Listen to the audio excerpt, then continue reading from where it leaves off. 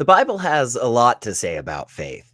It talks about how with faith you can move mountains. With enough faith, God will even grant your wishes. Now, that's in Matthew 21, verses 21 and 22. But what exactly does faith mean?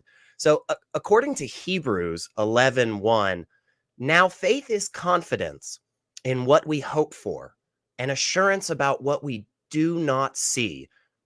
So, in other words, it's confidence without any reason for that confidence. It's assurance, but with nothing to back it up. Let's just call it what it is: wishful thinking and nothing more. If you disagree, give us a call because the show is starting right now.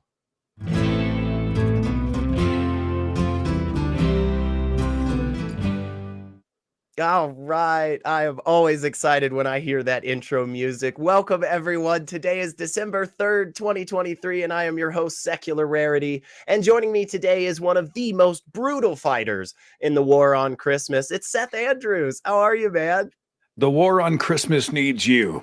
Sign up today. That's Recruitment, right. the draft is next. So sign up That's- voluntarily before we come knock on your door, Mhm, right? I mhm. saw a meme the other day that said something like, and it showed someone in tears after an atheist had wished them a happy holidays, and it just destroyed their very soul. You know, you can't do that to people. No, it's good to be here, man. Thanks for the invite. Thanks for the chance to play along. Yeah, it's always good to have you here, man. And I'm glad you said that. I'm glad you brought that up because, just the other day I was standing at the grocery store looking at tacos as a very nice gentleman, don't get me wrong, he was very pleasant, but he handed me this little pamphlet that says how to know God and then just walked away.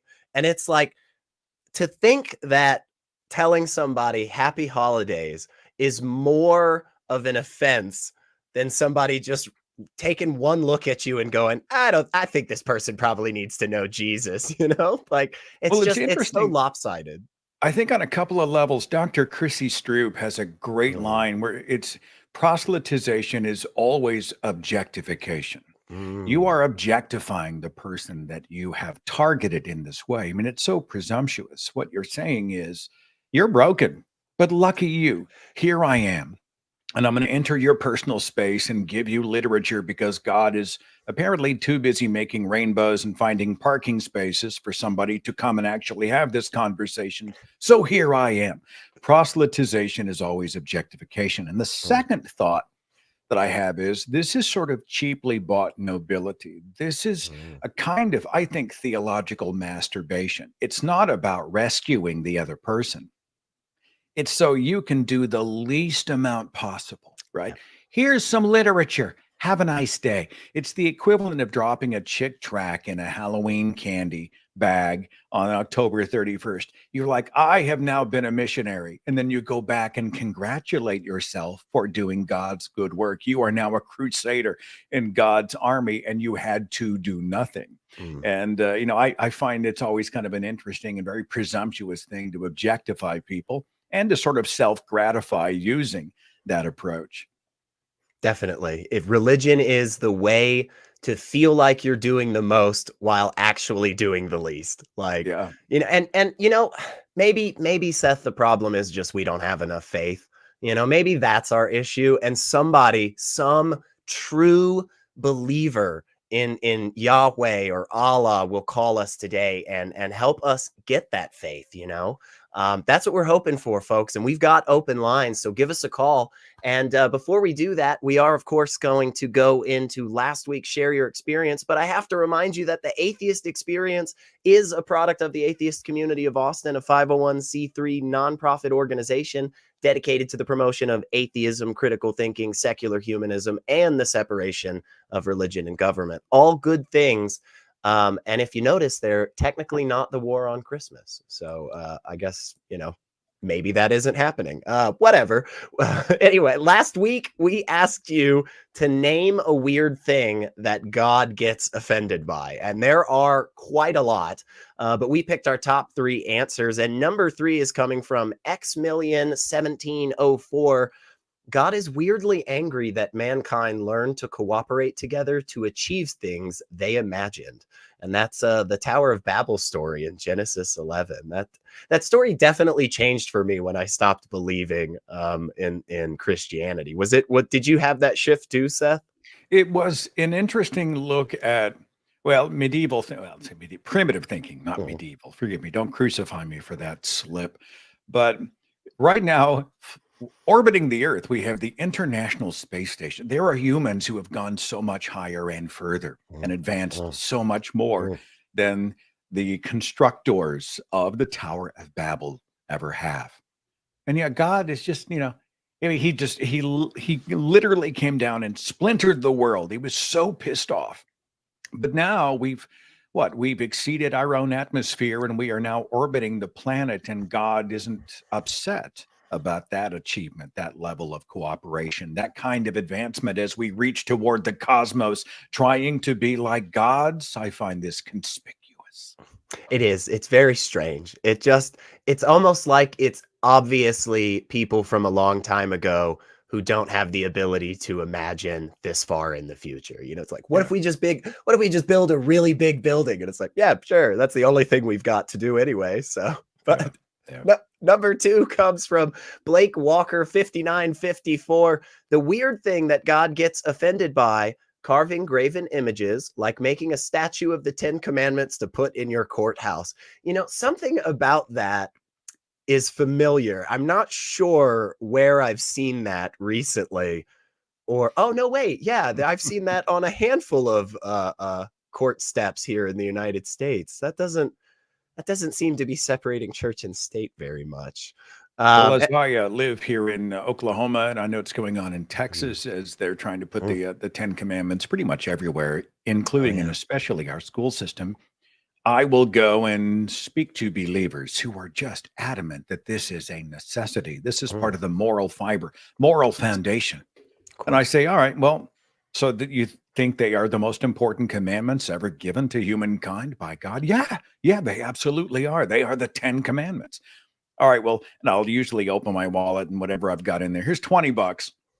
I will give you 20, whatever's in my wallet if you can name 7 of them. Nobody.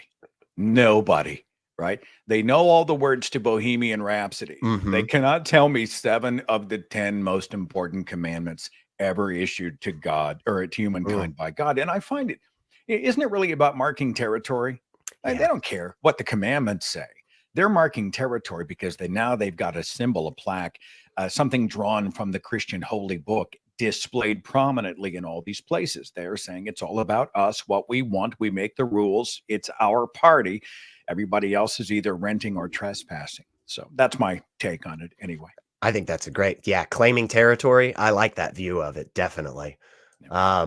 And finally, number one, Jason Green 3434 saying, God is offended by donkeys that refuse to say much after a thorough beating, which is another really weird story because it's like, I hear all the time how God can't intervene because then that like messes with free will or something, but like he clearly intervenes here.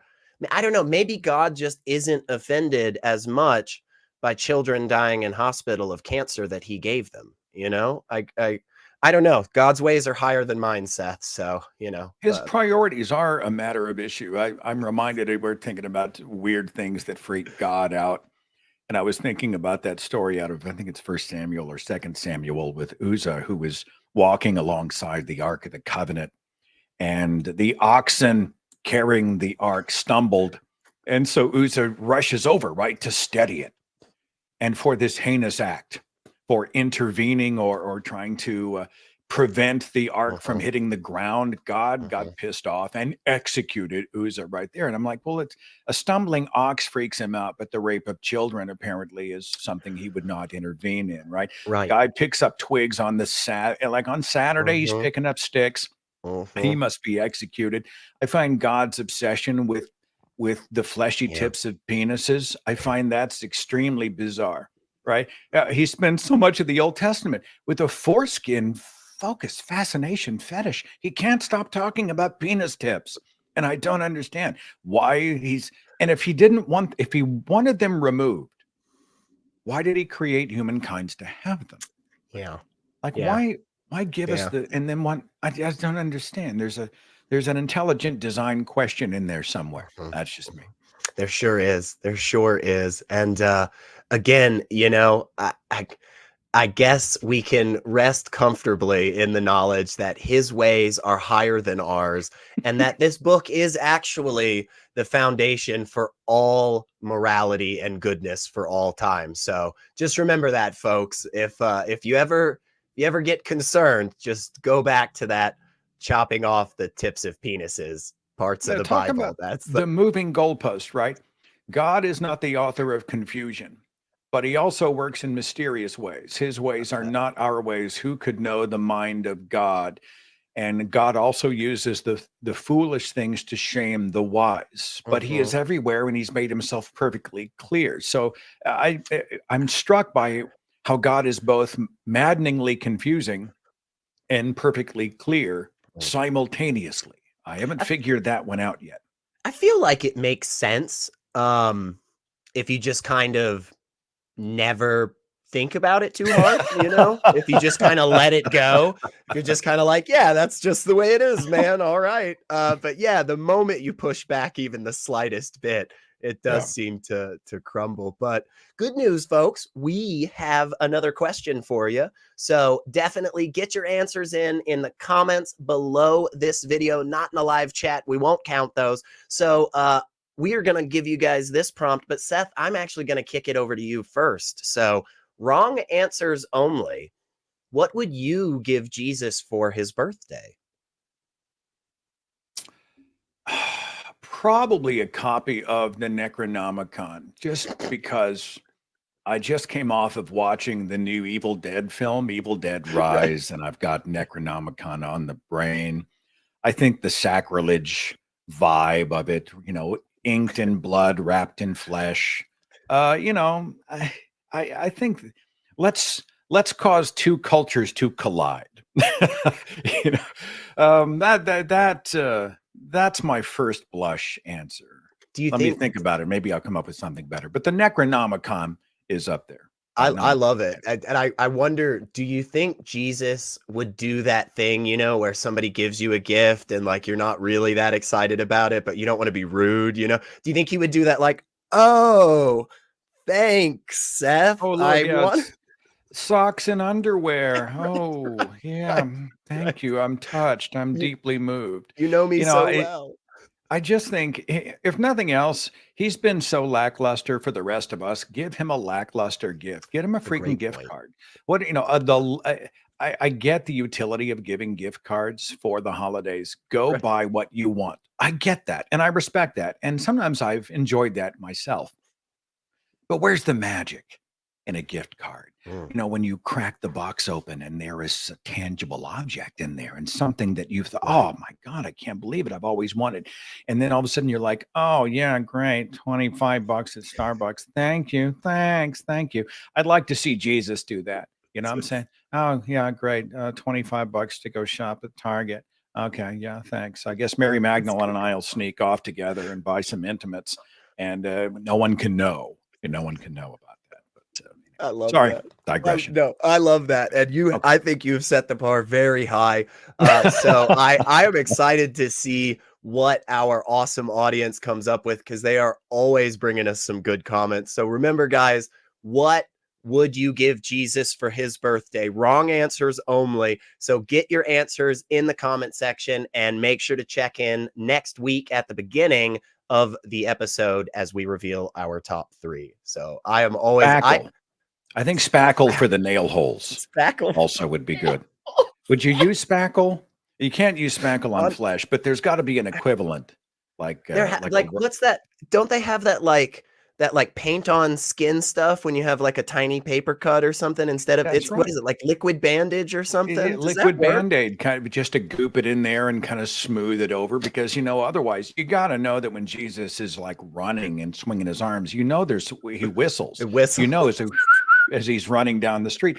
And we could prevent that with some kind of a fleshy spackle for the hands and the feats. I'm just thinking of him. Practical gifts for 2023-24. You're welcome, Jesus. You're welcome. This is terrible, because now my mind is just going down this ridiculous path, and I'm just imagining like Jesus sitting, somewhere and just being like, "Hey, can you toss me that pen?" And then somebody like throwing it just goes like right through, Jesus playing hide and seek, where he puts the hands up and he can see right through. Yeah, I've seen those memes. They're awesome. Jesus jokes are funny. Like, I used to be threatened and kind of scared about sacrilegious, quote unquote, sacrilegious humor when I was a devout Christian. Like, you can't joke about Jesus. He will judge you. Right. And now that I'm out, I find that Jesus humor is some of the most awesome laugh out loud stuff. There's Jesus. He's bungee jumping off of a crucifix. So you hang it on the wall and you see Jesus. He's actually, and it's something you can buy. And so he's mid jump, and the rope, I think, is made out of some kind of a metal simulating rope. And he's bungee jumping off the cross. That's funny. That's humor. And so anybody got some good Jesus humor, stop by the Thinking Atheist pages and paste it or share it or give us a link, because I'm game. I'm in. I want to see it. If God is real, okay, look, there's a lot of ifs here, folks, but if God is real, and if God actually sends people to hell for doing bad things, and if one of those bad things is laughing at those Jesus memes, I genuinely don't want to follow that creator. I don't want to follow that deity. If you have no sense of humor, God, then I'm not on board with it. I'm not on board with it. That's why I'm an atheist. That's my real reason, folks. Good God's for you. not. You just want to sin. You just want to sin. It's in my heart. It's in my heart, man. But we do have some wonderful calls that are already lining up. And right before we grab them, we've already got some super chats from you wonderful people out there. So Gayest Husky sent us $4.99 and said, "If I had a penny for every time creationism debunked evolution, I'd be so broke that Sally Mae would move back in with me." So thank you, Gayest Husky, and I agree. And I would also say the same is probably true for good arguments for a belief in God. So maybe somebody will give us one today. We've also got $5 from Miranda Rensberger saying, "Will God grant my wish for people to stop talking to me about him?" And I say, if you have enough faith, Miranda, if you have enough faith, mountains will move. People will stop telling you these dumb stories. That's my belief. And one more $10 from Alan Ferguson saying, "What a show this looks to be with secular Seth. I bet there's another 10 if we hear Seth as Colonel Nathan Jessup and SR as Lieutenant Dan Caffey." I'm not a method actor. I'm not sure I can. Maybe I would need to prepare for that. By the way, I just thought of another great Jesus meme that if there was a hell, I would go to hell for. I'm going to throw it out. Have you seen it's the screenshot from Mel Gibson's The Passion of the Christ, and it shows Jim Caviezel, and he's just all bloodied and has the shit kicked out of him, and he's nailed. He's pinned to the cross. And the caption says, "Not going anywhere? Have a Snickers." I always thought that was hysterical. Oh my God. Oh my God. I'm in. Brilliant. You have that stuff posted, share it. I want to see it. Brilliant. Okay. Oh my gosh, I love that. Well, we, like I said, have some really good calls. So let's go ahead and go to Canada. We're going to talk with Christina, she, her, and has some thoughts on what sounds like Bible prophecy and stuff. So, hey, Christina, you're talking with SR and Seth Andrews. How are you? Good. How are you? Pretty good. What you got for us? Okay. Well, I was just calling because I do believe in some of the Bible prophecies. The colors that I see in the oceans now appear to me like it's turning to blood because it's already 50% dead. 35% of the life on planet is already dead. There's not a single source of water that's not contaminated. I know that's only proof that it's humans that are poisoning the earth, not God. But still kind of sounds like it's lining up to me. Okay. Is that good enough reason for you to say that God exists? Like if these particular things, you said, hey, look, the oceans look like they're turning to blood and stuff. If that were proven untrue, That only to your proves satisfaction. that only proves that some people like that those prophecies exist, and that also people are poisoning the earth. Not that they're related at all. I agree with that completely. Okay. But also, Okay. So if we, yeah, go ahead. Go ahead. if we got a map of North America, even though you wouldn't be able to see it, we'd all know that there's a deep belt mark from east to west and a lighter belt mark from where I'm at in northern Alberta down to the southern Lonely Star. And in the last 7 days, 2/3 of the people that make up that belt, they prayed for Jesus to return immediately. They prayed that he'd come back and he'd put about 2/3 of humanity to the sword and burn them forever, then destroy the planet and build them a new planet to live on for 1,000 years. They And what is that? Okay, like let's just so I have some problems with like whether or not these numbers are accurate and stuff, and whether these claims have, you know, anything to kind of, you know, back them up or anything. But let's just kind of assume so far that these things you're saying are right.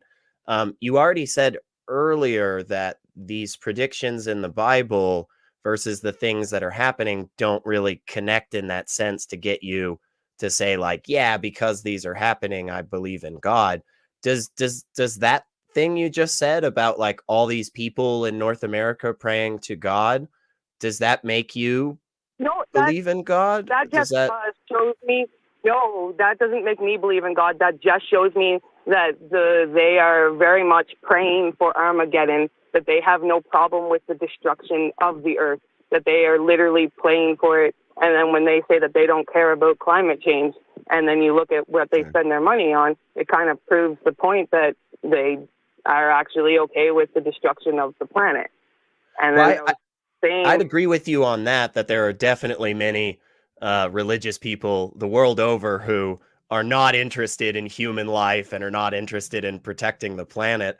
I'll be honest, Christina, I'm struggling a little bit to figure out exactly what kind of the thrust is, but let me throw it over to Seth and see if he can help kind of figure this out for us. Seth, what are your thoughts? The dots either. And I, please forgive me. I'm hearing a lot of very broad and I don't believe remotely substantiated claims about the state of the planet, the state of our oceans, etc. I've heard no connection specifically to the prophecies of, I'm guessing, out of the Old Testament, which were fulfilled in the New and in the modern day. So forgive me, everything seems a little fragmented and disjointed. Could you perhaps give me a consolidated restatement of what you were the point you're trying to make? There's a mark, a symbol that we use across the world. No matter what you do, if you buy or sell anything, it can be converted and the transaction will be able to be done in $1.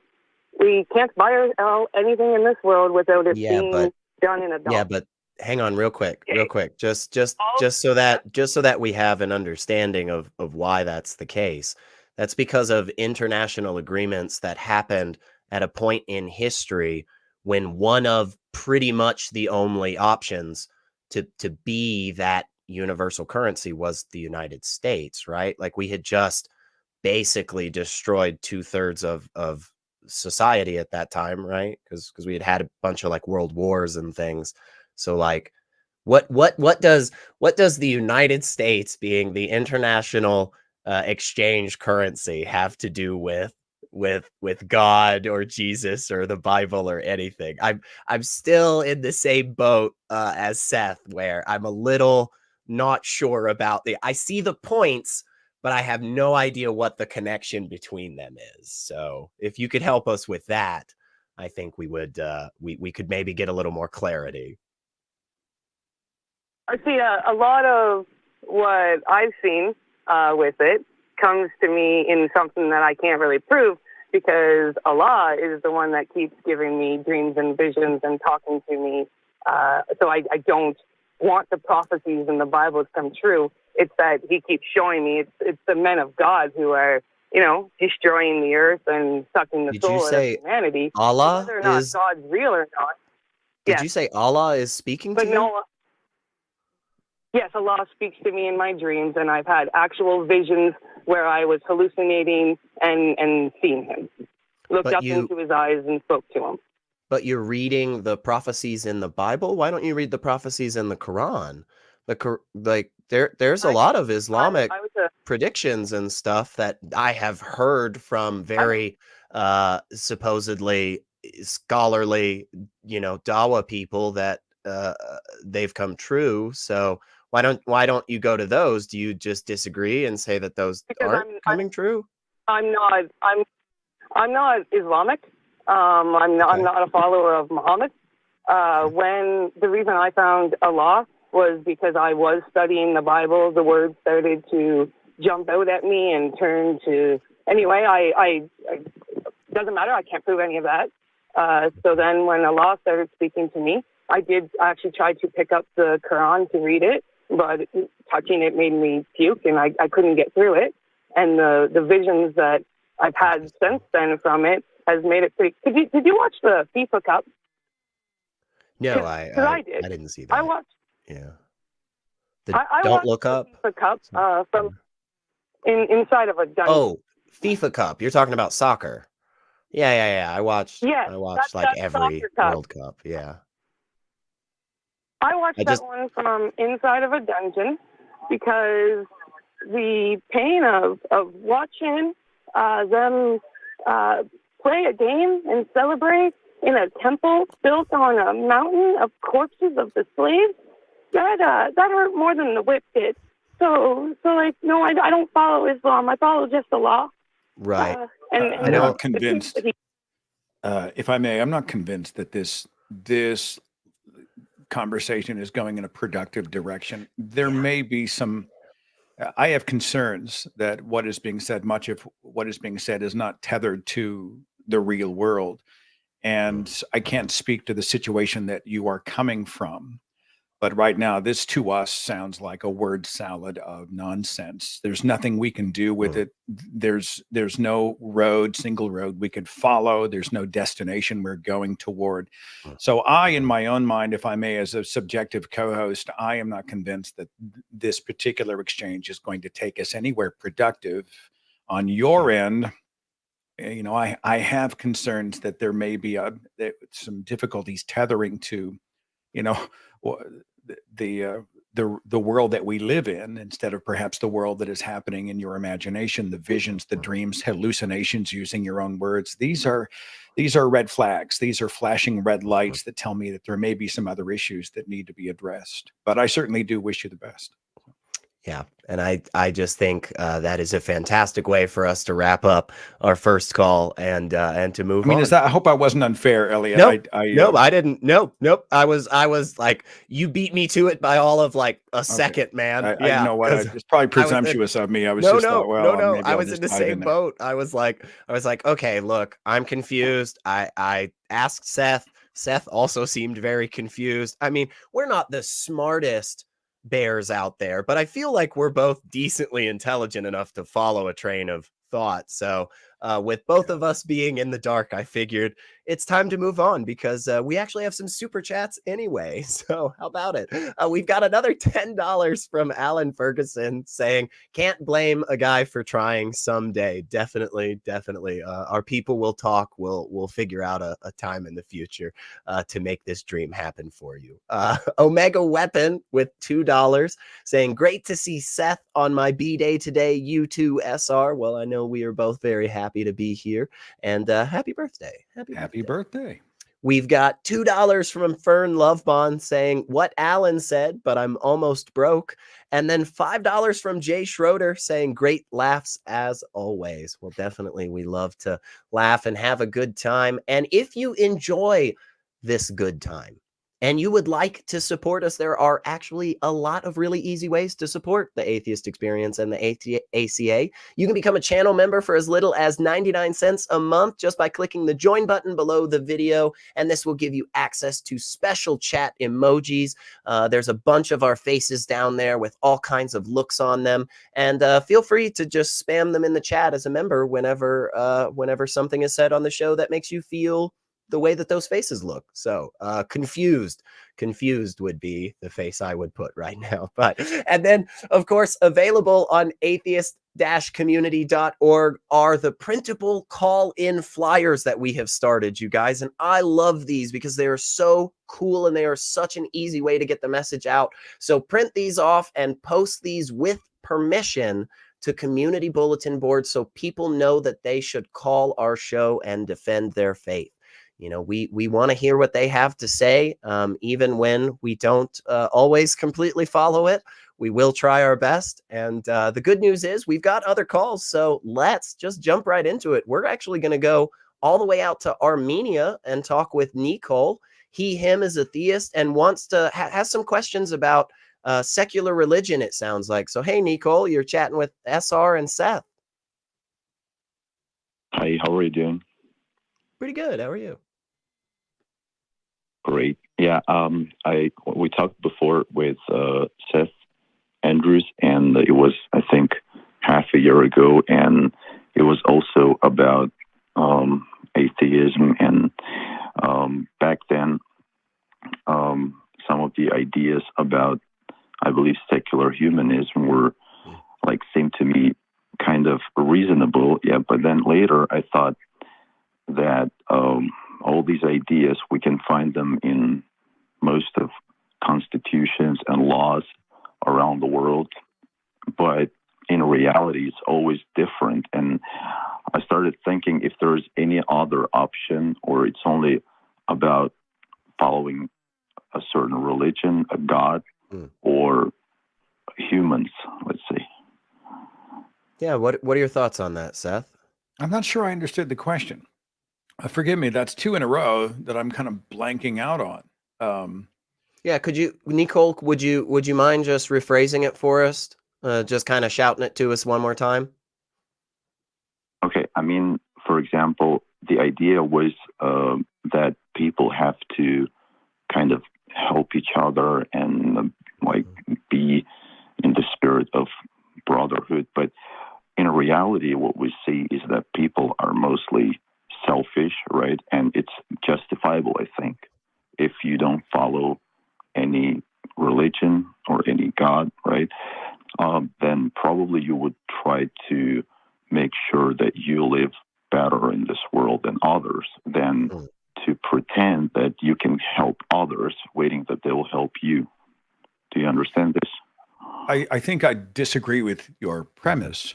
First of all, if we understand evolved ethical systems, we understand where our evolved morality comes from. And we have this conversation a lot with apologists or other people who say that it sort of must be structured for you or handed down to you by a society. And I think, we reverse that stream. I think we create the laws, the models for how ethical behavior is done.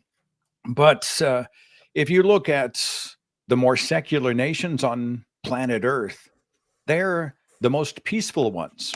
It is the ones that are the most religious, the ones that have these moral codes, quote unquote moral codes, that have the highest murder rate, the highest rate of domestic violence, overall crime. They're most warlike. The cost, actually, most of the factors that produce a better living, from healthcare to lifespan to the cost of living, etc. We find that these are largely better in less religious societies.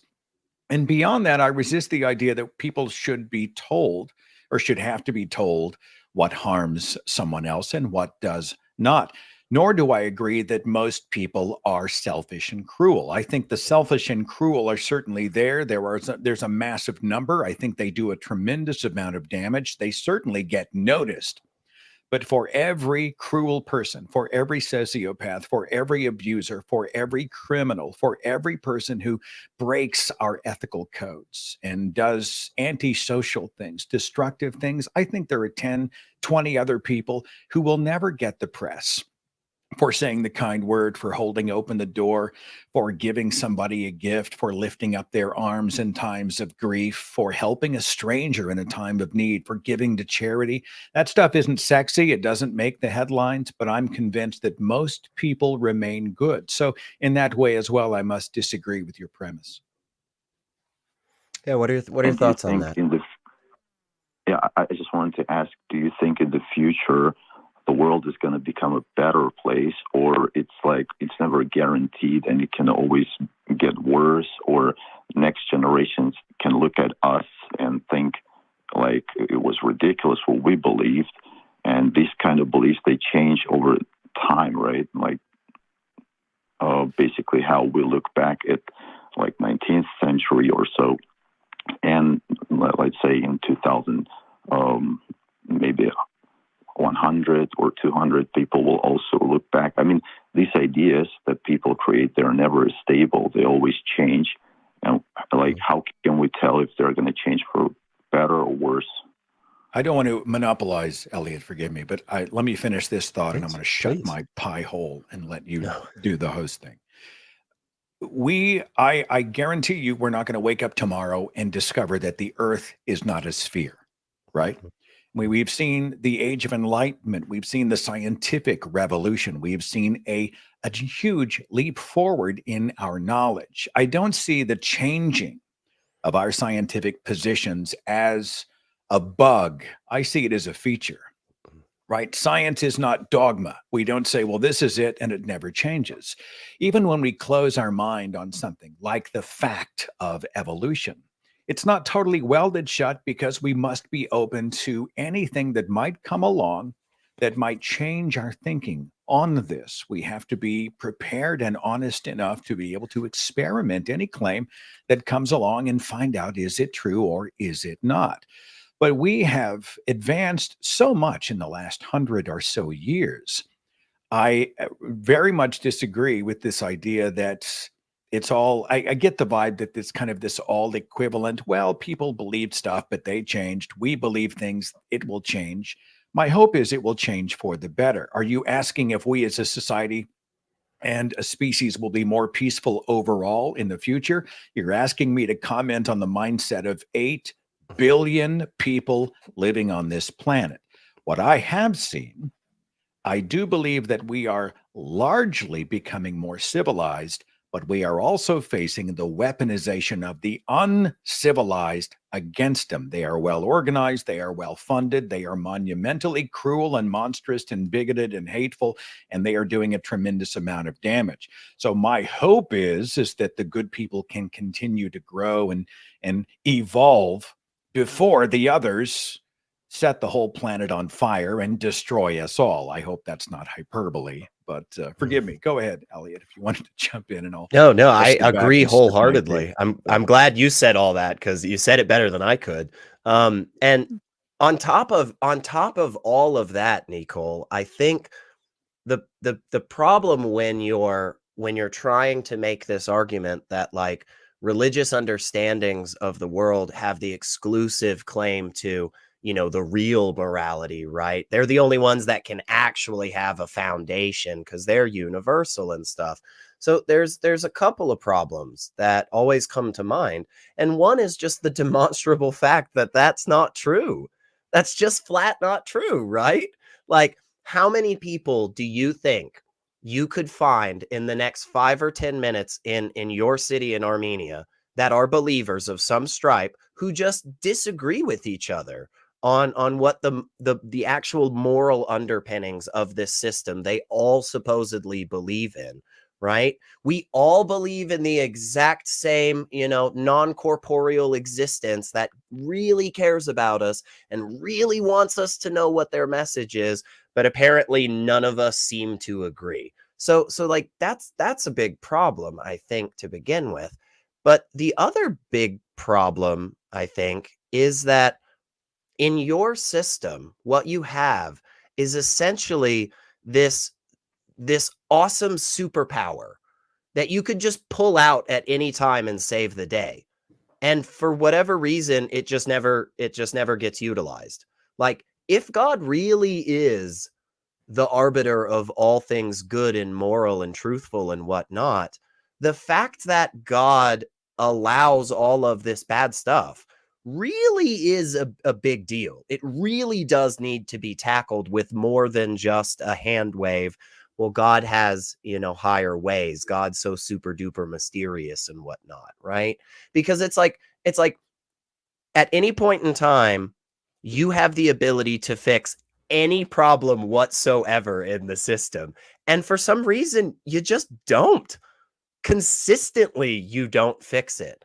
And then there are these other times where the superpower does come in, but then fixes something that's like incredibly unimportant, it seems. So when you utilize this concept and you say, oh, the only reason we know what good is and the only reason good exists is because of this divine essence, it just really does seem to present all of these problems that a secular understanding of morality doesn't have, right? We don't have as much baggage and we don't have as many assumptions. And in this fun little philosophical game that we're all playing, that seems to be how you win.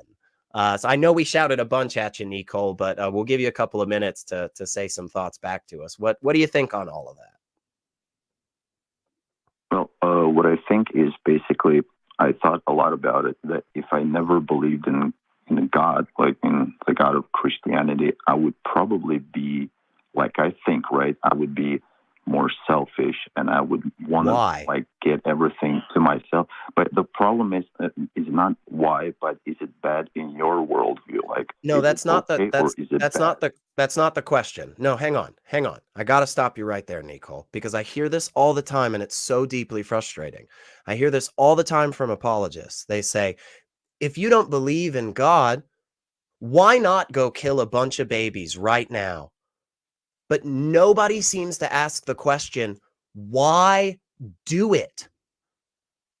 Stop asking this, what's preventing me from doing these things that I currently think are terrible?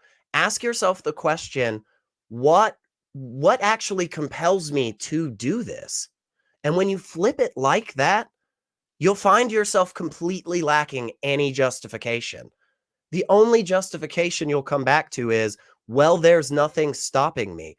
True, but there's nothing stopping you from doing a myriad of terrible things right now. And the only thing that really at the end of the day is stopping you from doing it is you just already think it's terrible.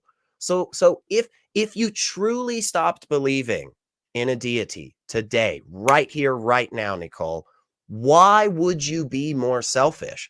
Why would you stop engaging with other people in a kind and generous manner? I'm seriously, what reason could you give us to do those actions? Well, by selfish, I mean, like, I wouldn't want to waste more time for other people because I would know that I have little time for myself. That's what I wanted to say. Not because, but if you help other people from truly a selfish motive, if you help other people, they are more likely to help you in return whenever you need help, which is going to happen in everybody's life. So from a purely selfish motive, it actually makes more sense to waste the time, as you said, to help people. So again, what is your justification? What is that strong reasoning that gives you the motivation to do these things that you currently think are bad and problematic for all these reasons? Those reasons don't go away.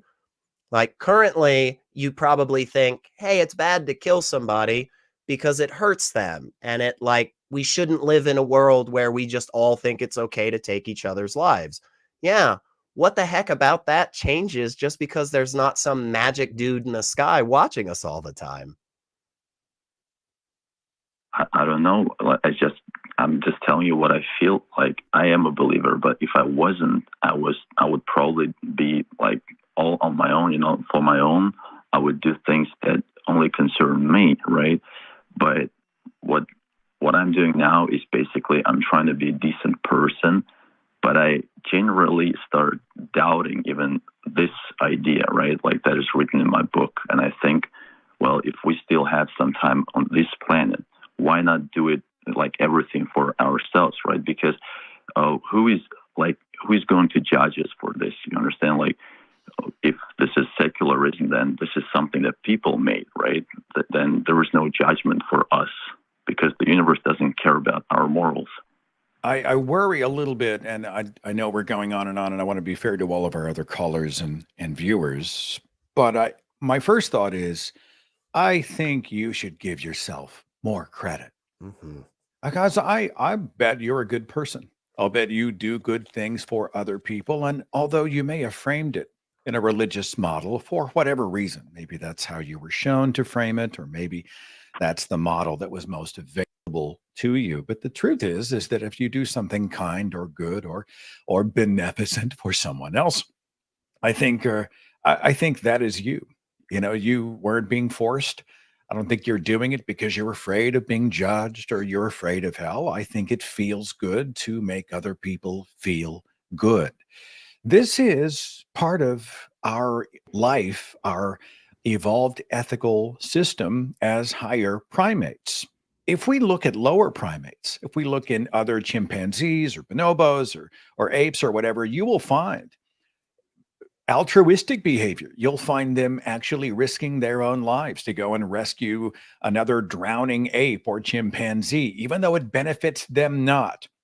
They have a connection, a familial and a species connection. They have an empathy, and they are willing to take risk to be able to save and rescue another person. Those chimpanzees don't know anything about the Bible, God, heaven, hell, Jesus, Yahweh, the virgin birth, nativity stuff, the Noah's Ark. They don't care, right? They don't care. They don't know anything about it.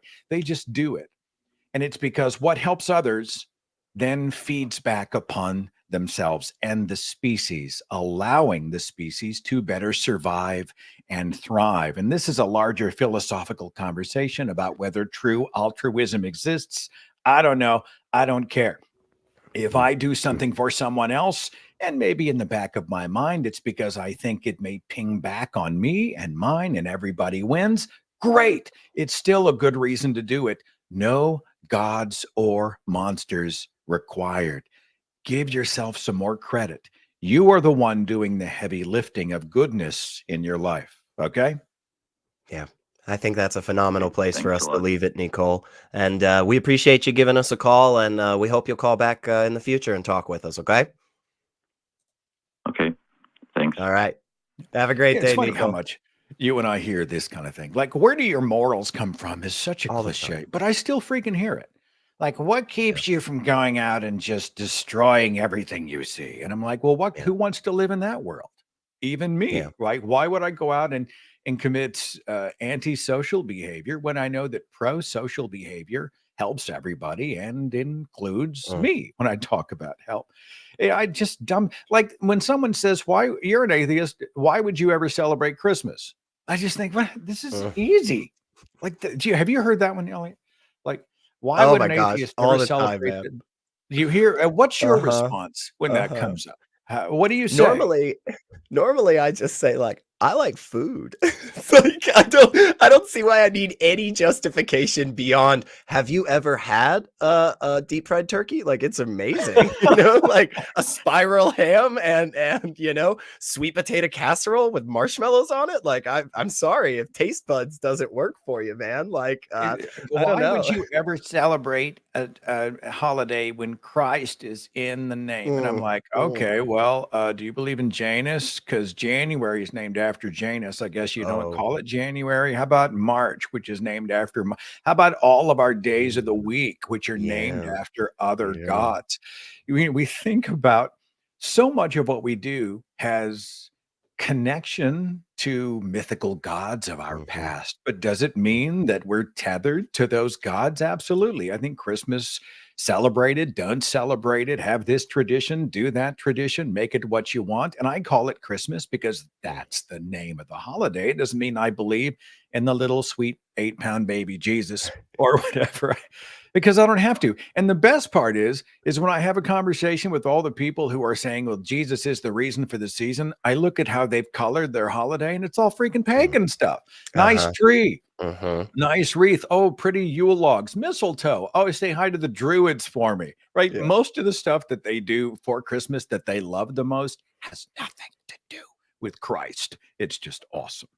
Right. Digression. Sorry. No, even the word holiday, right? The etymology is holy day, a day we had set aside because it was holy. It had a connection to the divine. But nobody thinks there literally is a cow holiday where it's just a whole day out of the year where people are just supposed to celebrate cows. I love cows, so that's just on my mind. But like, there's nothing divine about that, despite what, many believing Hindus may say. It's just a cow. I mean, they're nice and you can pet them and they're sweet, but yeah, it's just a day where we go, hey man, cows are cool, right? And somebody's like, yeah, it's just weird how the religious, especially some more extreme versions of Christianity in the US, really love to try to claim every little bit as their exclusive domain, and it's just like, no, we all get to participate in this because we're people, and if we want to get together and have fun, that's okay. Back to marking territory. Yeah, right? I'm convinced that there's an entire culture of millions of people who simply don't want to share this world as equals. Like it can't belong to all of us because it belongs to me. And I think that's pathetic. And if the best version of Jesus Christ showed up, the brown-skinned Middle Eastern immigrant who said, sell your possessions and be charitable and do good and all the best version of Christ. And that's a whole other conversation. He would look at today's, especially our modern day 21st century American Christians and go, who are you people? What is wrong with you people? And what's that about? Go ahead. Go ahead, brother. Go ahead. Well, I was just going to say, reference what's that about Jesus saying separating the sheeps and the goats, Yeah. And beyond that too, and not to delay us too much, I also find it's a fun exercise to talk to people who embrace and love the Christmas story, but they have no idea what it is. So like, have you read Matthew and Luke? Like, do you know the story? Do you understand that they're conflicting stories where there's a census that didn't actually happen for years and he wouldn't have had to leave his town of residence because it was a local census and only the male heads of household would have to go. So Mary wouldn't have even been a part of that journey. And one book says something about Herod's death decree and the other one doesn't mention Herod. And in one book, they go back to Nazareth. And in the next book, they flee to Egypt because they have to escape the death edict that the other book totally omitted and blah, blah, blah. And then my favorite part, there's 30 years of Jesus's life that nobody talks about. Yeah, just gone. Like he's just born. Is it a house? Is it a manger? Who knows? Is it wise men? Is it shepherds? Who knows? But let's just say he's born. And then the whole freaking New Testament goes, we'll see you when he's 30. I just do not understand. Like, what was he doing? He's a carpenter. Is he at home building stair railings and ottomans? Hey, mom, look, I built your rocking horse in case you have another kid. What the hell is he doing? I have questions. But anyway, it's always fun to ping believers about the story that they know nothing about. That's big fun for me. So. Apparently, the incarnation of Jesus or the incarnation of God in flesh didn't have anything important to say in his 20s, though, that might actually be more true for many of us in our 20s, right? But we have another super chat from a wonderful, wonderful supporter, Hell's Bell, saying, hi, SR. Hi, Seth. I'm using this super chat to thank Seth for being a supporter to the Recovering from Religion community. And you are awesome too, SR. Thank you so much, Hell's Bells. Aren't you going to be on RFRX before too long? Are you doing that soon? Yeah, I'm doing a version of a speech that I have recently given about purity culture. Nice. And I am the biggest fan on the planet of recovering from religion. I think mostly because I wish that they had been around when I was coming out of my faith. Now, some people snap their fingers and they figure it out overnight. Oh, wow, what I believe was a bunch of crap. I took a while. I was deeply indoctrinated. I was afraid of losing my job. My family was falling apart. My parents were freaking out. I thought I was going to lose friends. I didn't know who I was because religion had been my identity. I couldn't sleep at night. I was just a freaking mess. And my journey out of the faith took a while. I was like obsessed with reading books and trying to figure out what everything was that I'd missed for all that time. Right. And I felt more alone than I'd ever felt in my life. And I fantasize that I would have had a toll-free number to call and say, I'm not even going to tell you my name, but I'm in this bad spot. I need to talk to somebody. No judgment. They're not going to preach at me. They're not going to tell me I'm, that I should be an atheist. They're just going to listen and partner with me in that way, in a safe way, or to be able to log onto the website and chat with somebody, even anonymously. Hi, I'm Seth. I don't think all the stuff I believed for 30 years is true, and I don't know what to do with this information. I am a mess. Help me. That's what RFR does. And I think as we see people exiting the church, we see people who are deconstructing, who are really, especially the 30 and under crowd, they're really becoming aware that, hey, Houston, we have a problem. But as more and more people leave religion, I think a lot of people need guides is not necessarily the word I want, but just someone who says it's okay. Yeah. And you're not broken for being curious or doubting or asking questions, and your life belongs to you, and we are friends, and there's no judgment. You just do you, and let's do it together. That's what RFR does. And so, sorry for the big commercial. You're welcome, RFR. Yeah, we're all huge supporters and fans here of that incredible organization. So yeah, definitely. I figured, it was a good time to promote a great organization, and you as well, because again, you're doing that awesome purity culture talk tomorrow, I think. So yeah, if you guys are around, definitely check it out. And I am going to very quickly anger the crew by not reading the announcements and going right into the next call. James in California, him is a theist. And you have an answer to our question about circumcision. So please tell myself and Seth what your answer is, James. We are very interested. Okay, so the reason why God had his people circumcised back then was a foreshadow of what Christ was going to do when he came, when the Messiah came. So there was a whole bunch of stuff that was foreshadows, like the Passover, sacrificing a lamb at the altar for forgiveness of sins. Okay, I'm following along. I hate to cut you off so quick, James, but I think we're kind of there with you. So what was he foreshadowing? Was he foreshadowing a blood sacrifice? I'll make it very short. Yes, sacrificing a lamb for sins, deliverance of the people from slavery, the circumcision in the flesh, putting a snake on a pole that people could look up to and be healed from snake bites. Moses believed God. Abraham believed. So they had faith. They trusted. They believed God. Baptism in water. So when Jesus came, he did all of these things in the spirit. Spiritually is what he did, fulfilling all of these foreshadows of what happened in the flesh. So what he did was he circumcised us from our flesh, because we can't be perfect. We cannot be perfectly moral.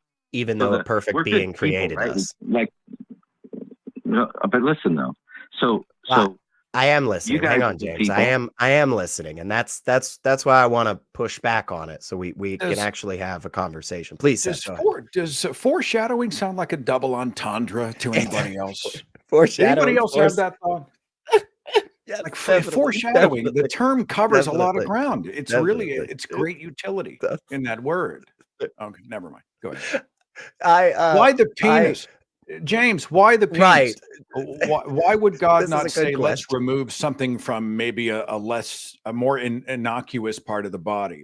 Why the baloney pony specifically?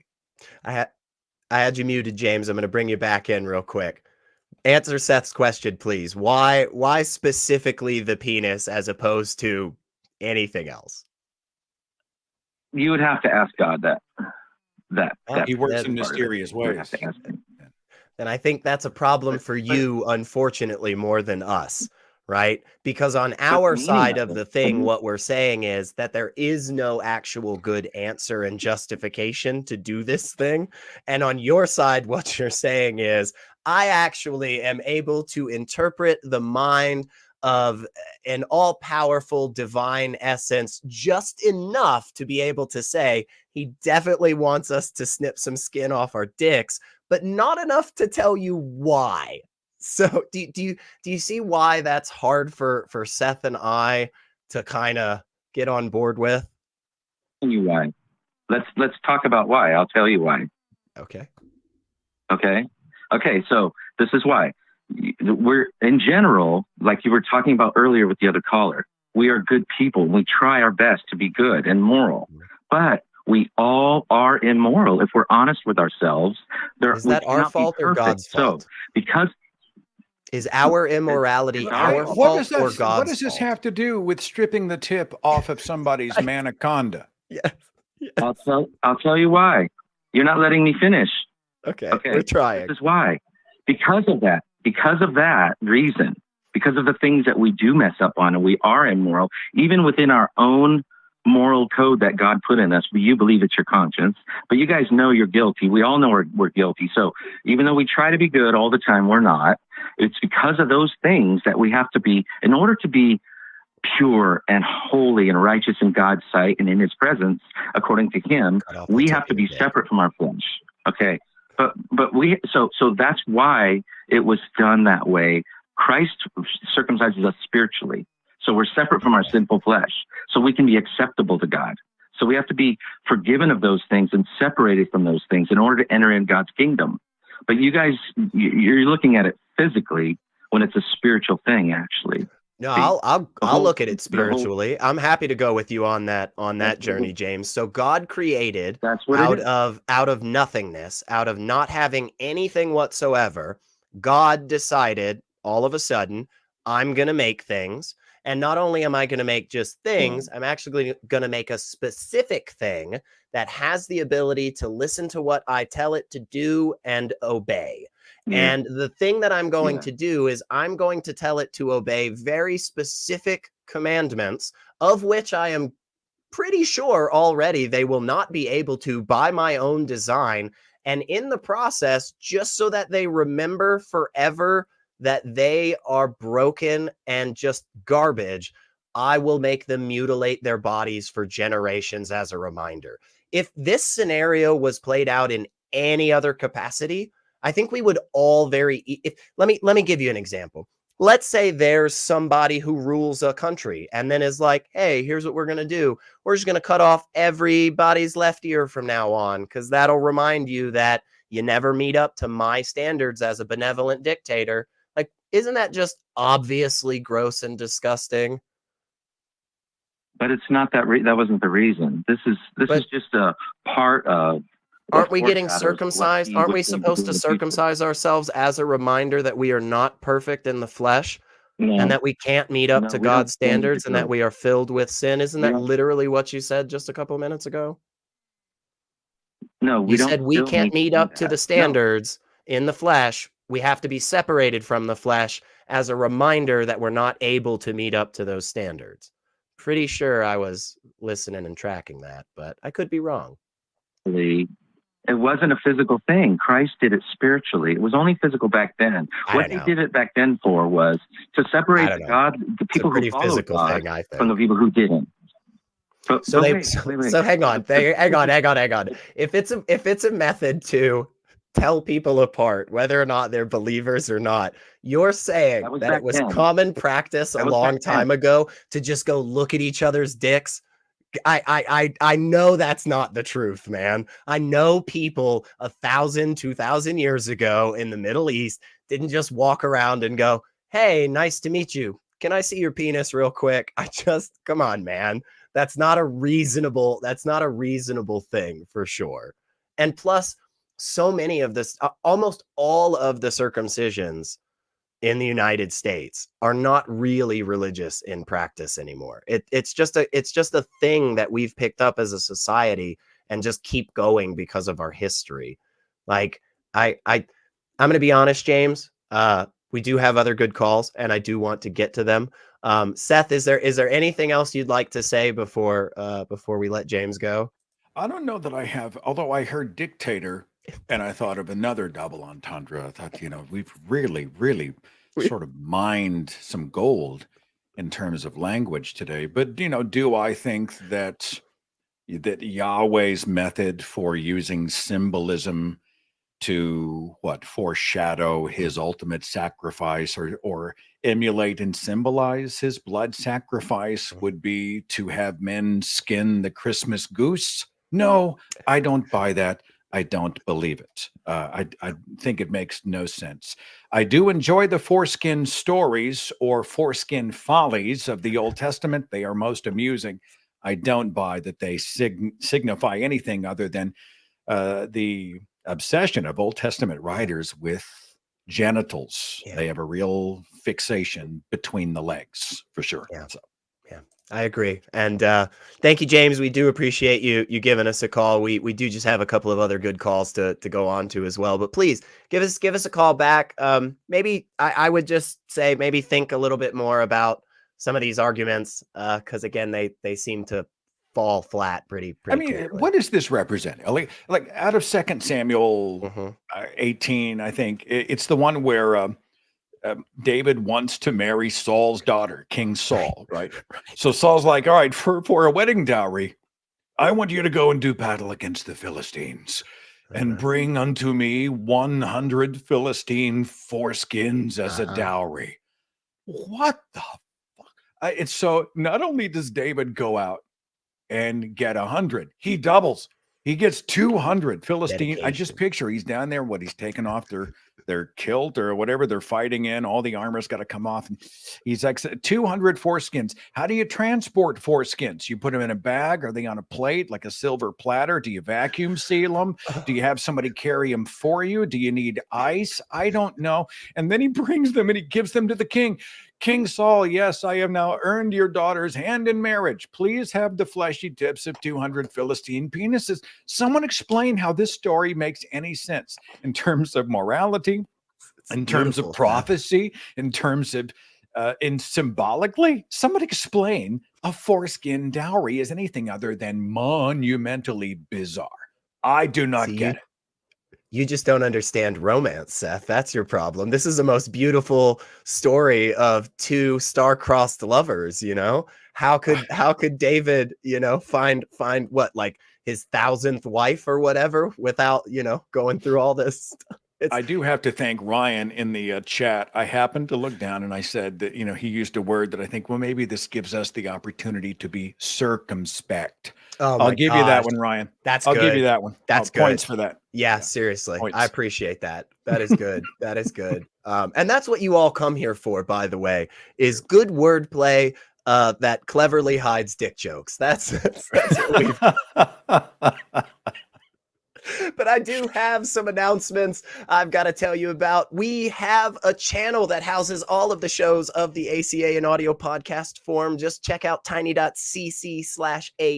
podcast, and you can listen to all of the latest shows from the Atheist Experience, Talk Heathen, Truth Wanted, the Nonprofits, and others on one easy and convenient channel.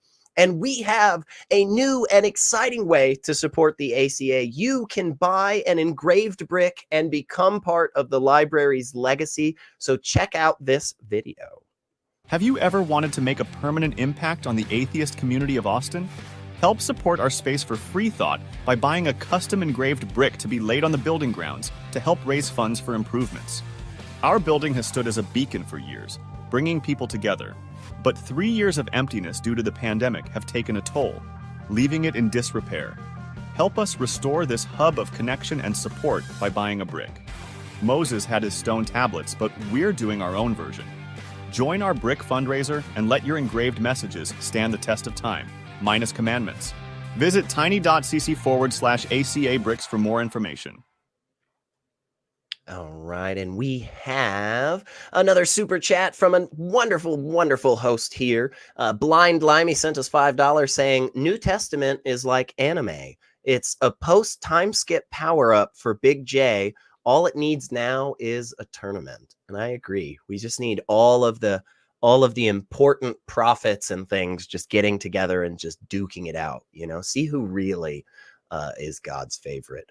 But We have Jimmy in Texas. Any and all pronouns is a theist and is wondering about what our conception of God looks like. Hey, Jimmy, you're talking with SR and Seth Andrews. Did we get that right? You're just kind of interested in what our understanding of God is? That sounds about right, Secular Rarity. Yeah. I'll shout kind of mine first, and I'll let Seth explain how he views it. But for me, like, because I'm no longer in the state of accepting this proposition of a God, right? I'm always in the boat of saying I don't actually have a conception of God that I stick with on a regular basis because I'm not the believer. I just tend to graft onto whoever I'm talking to and what their conception of God is. And I'm comfortable with doing that because basically I'm just trying to play your game with all your equipment. You know, you said, "Hey, we're going to play baseball." I said, "Great, let's play baseball." And then if you ask me like, "Well, how do you play baseball?" I'd be like, "Well, it's kind of your job to tell me. You're the one that brought the game." From that, though, I do take that stance, which is a little bit harder in terms of atheism, of saying that not only do I lack a belief in a deity, but every conception of God that I have ever come across, I believe does not exist because it fails in some capacity, either being logically incoherent or just not providing enough demonstration to actually accept the premise to begin with. So basically, I don't really have one. I'm comfortable with whatever definition is given to me when I'm having a conversation with someone who does believe it. Seth, what would you say on that? Are you totally the opposite direction? Do you have a particular vision of God in your mind?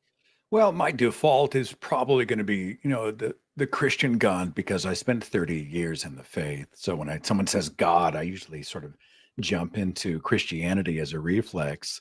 These days, when I think of God, I really think of Monty Python. You know, how God was always up in the clouds going, and then occasionally a big foot comes down and smashes smashes people and wreaks havoc and causes calamity, because that's essentially what God's calling card would have been anyway.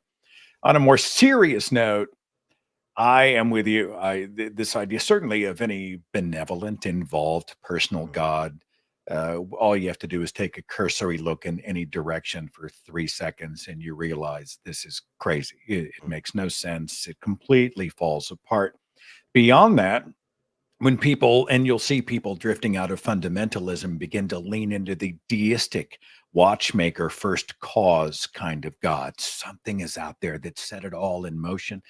And I think to myself, well, for all practical purposes, that God doesn't exist for us either, because that God is not interested in us, in intervention, in preventing child cancer or tsunamis or any of those types of things, or fixing the bad quote unquote design or the flaws in the design, or the damage done to the design. This is an impersonal other thing, whatever it is, out in the outer membrane of the cosmos. Doesn't care about me. For all practical purposes, that God doesn't exist, and I just don't care.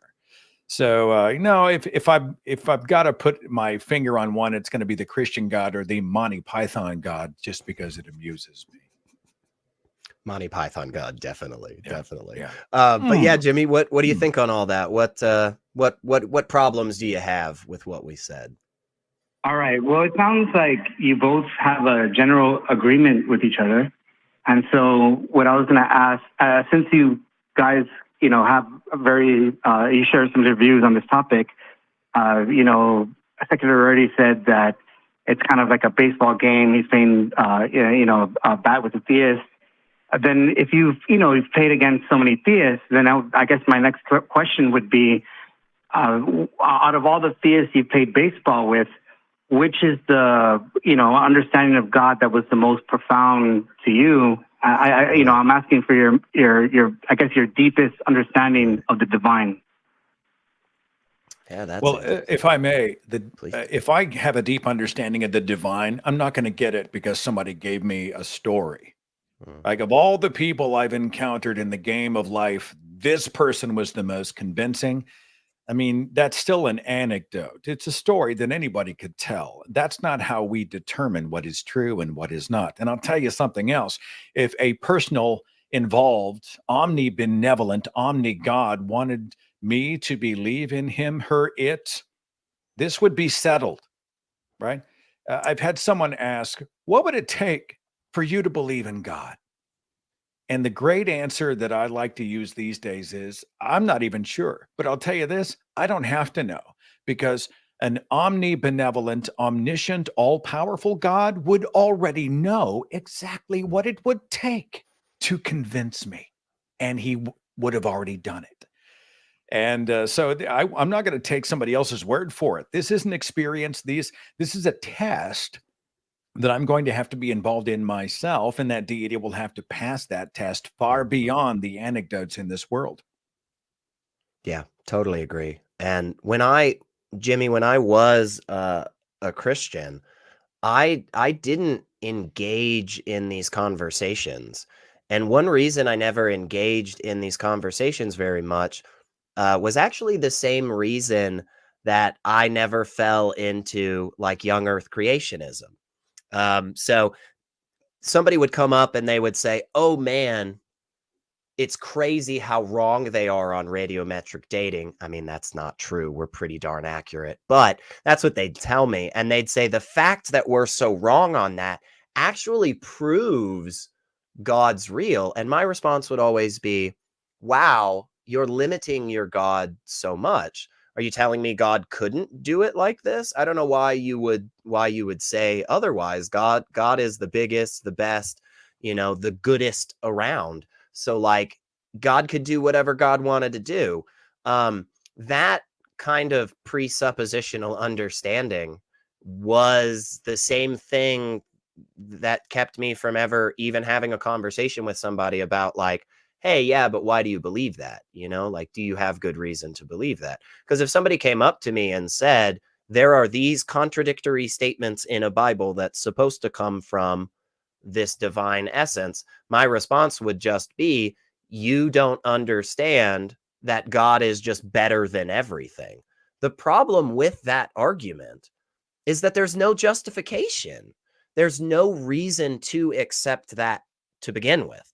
If you accept that understanding of a deity, though, you can just move past every argument out there, because none of them actually end up sticking to you, because your answer is always just, yeah, but my thing's better. And you don't ever provide any reasons to accept that. So again, like that was where my head was for a long time. And so whenever I hear a lot of religious people getting into these really deep conversations about proof this and evolution that and whatever, it's just strange to me, because so many of the times it just seems like what they're actually saying at the end of the day is that their God is weak. Their God just really is not capable of doing all of these things that they say their God is capable of. And so these things have to be false. But again, we know they're not. Like, we know they're not false. We still have not found Noah's Ark, man, no matter what people say. So I know we kind of shouted a bunch at you. What any of that land with you, Jimmy, or are we just totally off base here? Well, where I've come to in my thinking on these topics is that the reason I asked the question is because I've come to the conclusion that atheists kind of exist in that their relative idea of God is naive. And so as long as you hold a naive conception of God, then of course you're not going to believe it. In other words, I guess what I was looking for was that if you can think of a God that's rational, logical, that makes sense, then obviously you wouldn't be an atheist. Right. So everything else falls under, that standard. And so every atheist, in my opinion, has, I would say, a naive conception of the divine. Okay. And well, let me ask you though. I mean, let's say that a divine, omnibenevolent Father is desperate to prove himself to me and wants a personal relationship with me, his created child. Do you feel like that Father would immediately and directly prove himself to his child? Well, okay. Can you rephrase that question? If a different way, 'cause I'm not there sure. is an omnibenevolent Father God who created me, his child, and wants me to have a relationship, do you feel that that Father God should and would immediately intervene and prove himself to us, the atheists, directly? Well, I think that if you're looking for quote unquote evidence, that I don't think that the Father in your vocabulary, your description there, is going to kind of hand it on a silver platter. Okay, well, hang on, hold on. I'm going to stop you right there. I'm going to stop you right there. A human parent wants to prove their love to a child and perhaps even prove their own existence. I don't know, a bio parent shows up and says, I am your father, I am your mother. Now I am going to purposefully give you false information, misinformation, disinformation. I'm going to make things a Rubik's Cube of bizarre clues. I'm going to be mysterious. I'm going to make this as hard as possible, even though I desperately want you to know it's me. Would that make sense with a human parent? And do you think it would make sense with an omnibenevolent divine parent to be confusing on purpose when clarity is the goal? Well, I mean, the fact that you would call it an enigma and use a Rubik's Cube analogy, maybe along your journey you've become confused, but perhaps. Okay, I'm confused. Okay, I am confused. Seth. And my divine Father says, you're confused. Allow me to intervene. We're going to have a one-on-one. I am God. I know exactly how to clear this up. I'm going to settle it. Here is the information you need. Wouldn't that be reasonable? Well, and a lot of the scripture, it says to put in spiritual works, ask and ye shall receive. Okay, I have asked, and that's though. fair, but hang on, Jimmy. Answer Elliot Seth's has question. asked. Answer what Seth just said, because the question that Seth was getting at was really important. It wasn't about whether or not we did what we're supposed to do. It was about the context of there are certain attributes of this God that Seth and I have come across in terms of people telling us that's what they believe in. They're saying the real thing up there is this type of God, and it has these attributes where God desperately wants us to know him. And so what Seth was asking was basically, why hasn't that happened for us? Why hasn't God come in and just said, like, here I am, like what? Why not? You call to advocate for him? Why not eliminate the middleman and pass the salvation right on to me, the consumer? A great point. Yeah, well, I don't know if you've ever heard the definition of faith as being receptive and open to whatever truth may and whatever form it may come in. And so, I don't know if our when I was we were talking about in any other aspect of your life. Do you use that in any other aspect of your life, Jimmy? Let me give you an example. You go out and you buy a cute little toy rocket, and it's one of those that does actually, light, and it does actually like go up into the air. And what it's supposed to do is it's supposed to go up like maybe 150 feet in the air after you light it. And then the nose is supposed to come off, and it's supposed to have a little parachute, and a little army guy comes out with it. If you light the rocket and then it doesn't happen, it just sits there, and it doesn't move. The nose cone doesn't come off or anything. Do you just turn to your friends next to you and go, wow, that was the best rocket launch I've ever seen? And you just need to be receptive to the answer coming in multiple forms. Does that make any sense to you? Well, you're saying that in all your attempts you've only experienced failure, in other words? Yeah. Well, does that mean, that you stop seeking? That doesn't have anything to do with it. We still haven't gotten the first step. We haven't gotten past the first step. My actions don't change whether or not the certain attributes of this existence, okay? If the certain attributes of this thing that supposedly exists is it's going to try its freaking hardest to make us believe in it and follow it and accept it. And your response to that is, yeah, but like, kind of no matter what the outcome is, you just got to accept it.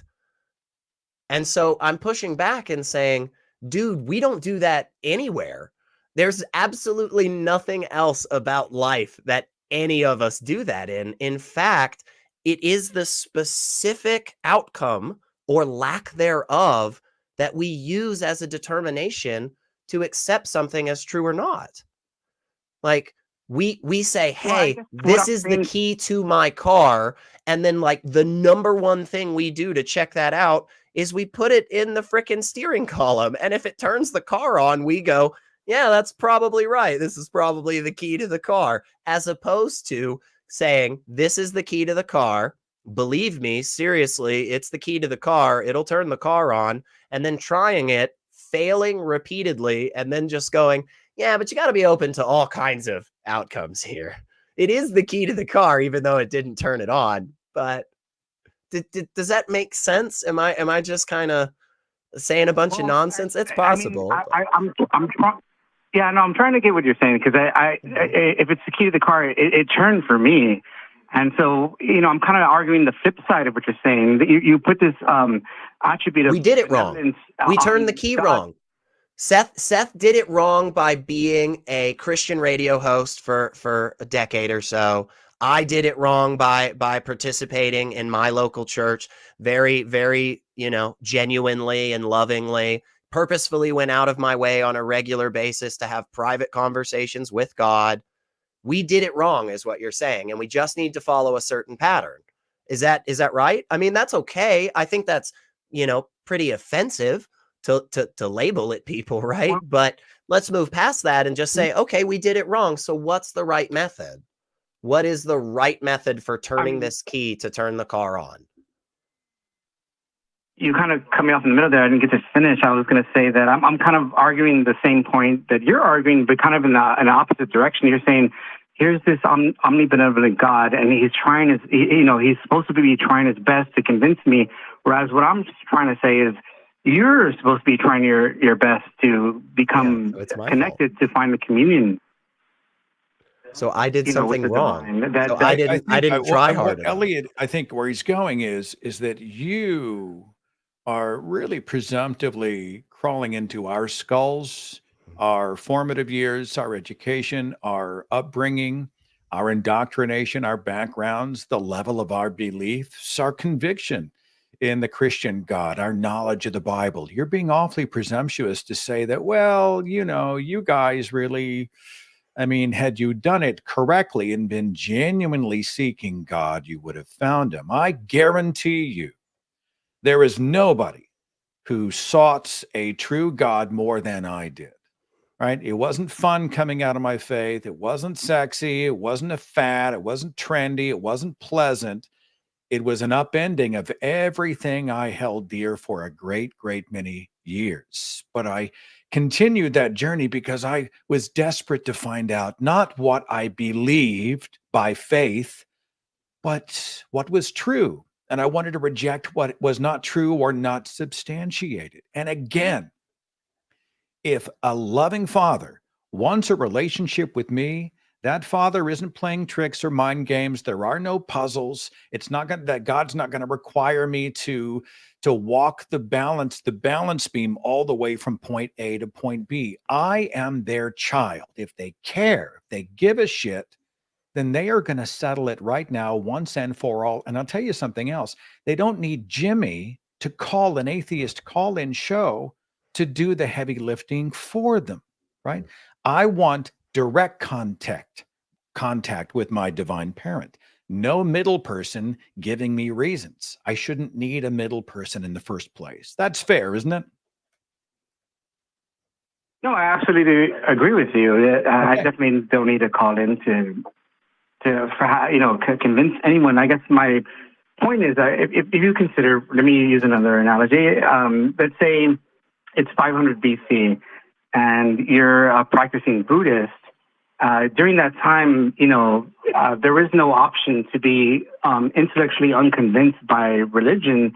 These practicing Buddhists would maintain spiritual discipline by meditating in the temple. And, just because they found no results from their effort didn't mean they stopped going to the temple and stopped meditating. They would do it for 30 years, 50 years, if need be, before they found. Hang on, Jimmy. I'm sorry, because I just have to stop you. I mean, we do have a bunch of super chats and some other callers I want to try to get through, but the reason I want to stop you is because I'm worried that you're going down a route, and we don't have enough time, I think, to really edify on this. But I'm worried that what you're doing is you're going down a route of fake it till you make it, which I have massive problems with, and I think that is very, very dangerous. It's very almost dangerous. It's almost the journey is the destination. Yes. So the journey is part of the destination. And like in the long car trip sense, like, sure, but also I still want to go to Six Flags. Like, that's what we're doing. Yeah. We're trying to get to the theme park. They phrased it in the church that, faith is like a muscle and you have to flex the muscle in order to strengthen your faith. And so one of the reasons God is mysterious is because he wants us to go through these sort of exercises, building our faith, making us better, making us more worthy, making us more effective as ambassadors for Christ. But this, honestly, this is a dodge. This is a way for God, or God claims, not to have to make sense. This is a way for prayer not to have to be answered. This is the reason for prophecy not to have to be fulfilled. This is a way for religions and honestly, structures of any kind that make specific truth claims. It's a way for them to skate, because no matter what happens, we either got it wrong, we didn't have enough faith, we weren't there in our journey yet, or the Lord works in mysterious ways on purpose. It is absolutely nonsensical. And I think it's sadism for any loving, benevolent father to purposefully confuse a child, especially with eternity in the balance. Yeah, totally agree. And Jimmy, I know, again, we didn't have as much time as maybe we all would have wanted, but please watch this back. Maybe we got some stuff wrong. Seth and I aren't perfect, for sure. God made us imperfect. But yeah, watch this back, give us a call back, and, point out what we just completely were off on.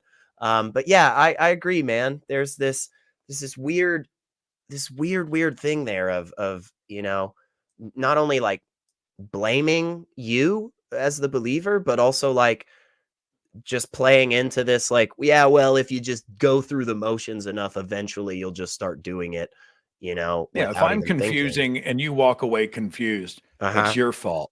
Yeah. Somebody explain that to me. Yeah, seriously. Just try harder, Seth. All those years at the radio station weren't enough. Why aren't you even trying, you pansy? Yes, seriously. You really don't want to believe in me, do you? Oh my gosh. Yeah. Well, we do have both a slew of super chats and a slew of really great calls that came in later. So I'm just going to say to all the people out there real quick, guys, the show starts at 4:30 p.m. Central Time, like every Sunday. It's been that way for like, I don't know, 20, 26 years or whatever. So call in around then, because then we actually have the opportunity to have longer talks as opposed to like these 5-minute kind of back and forths. We want to talk to you. With that, though, I'm going to say, we got a super chat for $5 from Kelly Laughlin saying, "You guys rock, and I know rocks." That is true. He is our resident rock man. We also have $10 from Far Vision saying, "Intact America is working to stop circumcision." I am a big fan of stopping circumcision. Genital mutilation is actually what it is. We should just stop calling it circumcision and just start calling it what it is, which is mutilation. Stop the crimson mushroom, right? Is what they're trying to do. And I respect that. I do too. I've never heard that term before. General Comments sent us $20 to say, regarding the foreskin dowry story, I think it means the king demanded converts and the foreskin/circumcision was proof of the conversions. Still disgusting and disturbing. Yes, I think you're probably right, General Comments. It is still a bummer even with that explanation, I still am bummed out by it. 666 from Greg James saying, clearly King Saul wanted all of those foreskins so he could lay them on the floor of his palace and make foreskin angels. And we've all been there. We've all been there. And finally, $10 from Fate of Silver saying, if faith is my way to God, why is there God more deserving of my blind faith than any other? And I think that is a really, really good point for sure. Real quick, you guys, before we go to some other wonderful calls, let me tell you that it is that time of year again when we open the ACA merchandise vault and we give you an opportunity to pick some of the limited time items that you may have missed throughout the year. So right now we're featuring the 5 most popular shirt designs from the past year, but hurry, because the vault is only going to be open until the end of December. So you got 28 days left, and you can use the discount code THEVAULT to get 10% off your entire purchase at tiny.cc/merchaca. So definitely go check that out before the end of this year, because you are not going to want to miss those awesome things. I have been told that once they go in the vault for the year, they're in the vault. You can't find them anymore. Just like Disney movies, we know that they never open the vault for a 50th anniversary and make a bunch of money. We know that. So again, the vault, 10% off your entire purchase. Also, we want to send a massive thank you to the wonderful, wonderful crew who put up with us every week. I mean, put this show together every week, and we love them. They are the reason that we are able to just sit here and just chit and chat. I don't know if we're going to get a crew cam shot. I thought, there it is. Okay, that's our wonderful crew. And there is actually even more people in our wonderful crew who are not on camera right now, and we love and appreciate all of you very, very much. Let's grab another call real quick. We're going to try to bust through as many of these as we can, folks. So let's go to Canada. Harvey, no pronouns, is a theist and wants to know why we are so convinced that there isn't a God. Hey, Harvey, you're talking with SR and Seth. Is that kind of the gist of what you're asking? Yeah, actually, first of all, I just want to say I really enjoy your show. I've been listening to it for years, not real consistently, but every now and then I'll search you up on YouTube or whatever. That was my main question: is why are you so convinced there's not a God or any concept of God? But as I've been listening to your show tonight, I actually have a lot more questions, although I'm not sure we'll have time to get to all of them. Yeah, probably won't. We'll try to tackle this one as best we can, though. Seth, why are you so convinced that there isn't a God? Which God do you think is most convincing? You obviously want to lean me in a certain direction. Which God are you talking about? Well, it's a good question. I mean, to be honest, I call myself a theist, but I don't even know if you could call me that. Maybe I'm more of an agnostic or an agnostic theist, or even a deist in some sense, because I tend to agree with you guys. When you say or when you look at God as this being of almost like a hierarchy, where he's the judge and commander and the ruler of all things. That people get this idea that it's almost like this old man in the clouds. I don't really picture God like that. I mean, I'm not entirely convinced what God is. I don't think any of us can truly know what God is until we experience it. But you and I have so much in common. Yeah, Harvey. right. You and I have so much in common, right? I'm not convinced. I haven't really seen anything. If you find something out that's testable, call me and we'll talk. You and I have that in common. And until somebody makes a demonstrable proof of a God, well, then you and I are kind of in the same boat. There's no good reason to believe it. Therefore, we are non-believers in gods. I think you might be an atheist. I don't know. I'm not going to stick on a label. Maybe I am. Maybe I am. Yeah, I you mean, come on. you said it, Harvey. You said, "Hey, look, people talk about this thing and nobody really kind of knows what it is, and we don't really have good explanation and stuff." And it's like, yeah, just stop right there, brother.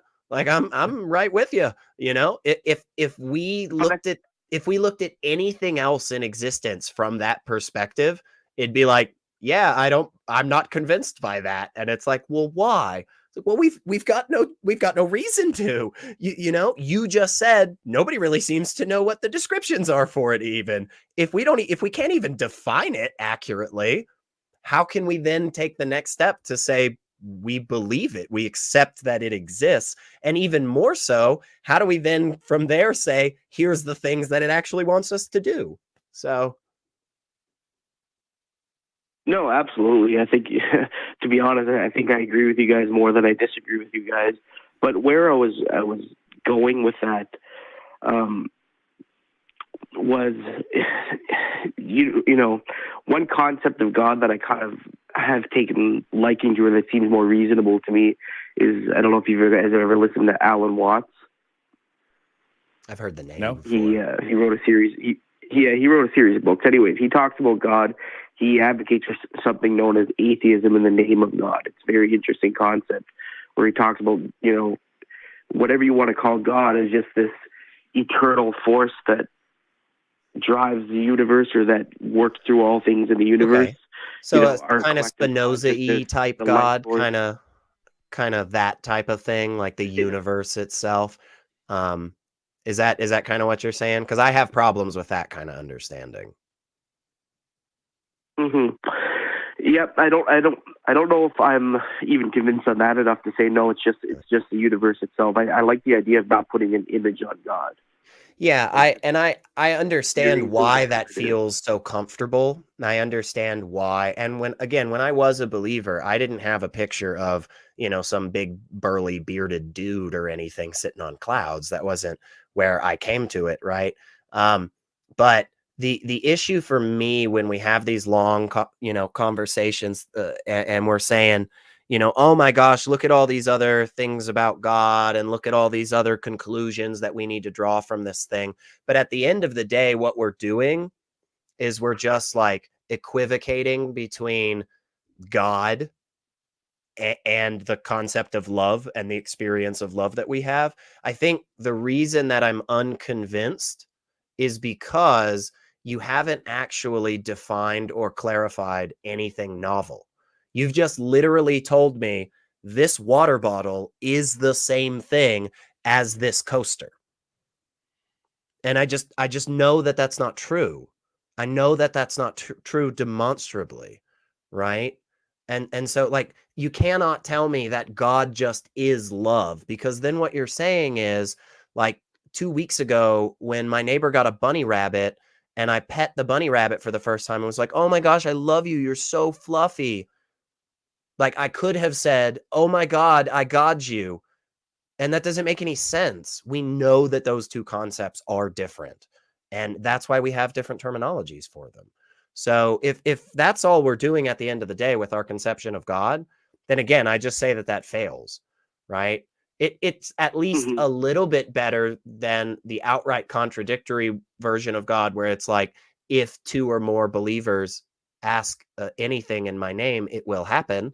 Because that's real easy. We just get two Christians together. We're just like, pray for anything. And then when it inevitably fails, it's, well, there you go. So, but yeah, we'll let you have a last thought, Harvey. I want to try to grab one or two more of these calls if possible. So. Yeah, it's too bad because I feel we were making progress. Yeah, I never said that. I never really. Maybe I didn't really mean. I don't even think I actually even said that God was love.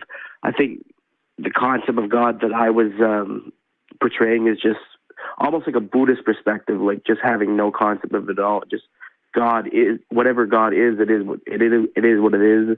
I wouldn't use the term he, because God wouldn't have. Yeah. That's a tautology that is again. I think kind of like what Seth said earlier with a different caller, where it's kind of a dodge of what the actual conversation is. We're not really delving into what this God is, and so therefore, again, we haven't moved the needle in terms of justification for accepting the claims. It almost falls into, you know, what people are looking for language to talk about the transcendent beauty of the universe. And we often lack descriptors to talk about the things that move us in the most meaningful ways, whether it's our grasp of the cosmos or a beautiful sunset or the birth of a child or whatever. And so that we might say that, you know, this moved me in a spiritual way. And I sense that you might be using God language like that, a way to describe maybe the unknown, the mysterious, the transcendent, the things larger than us, the great unknown.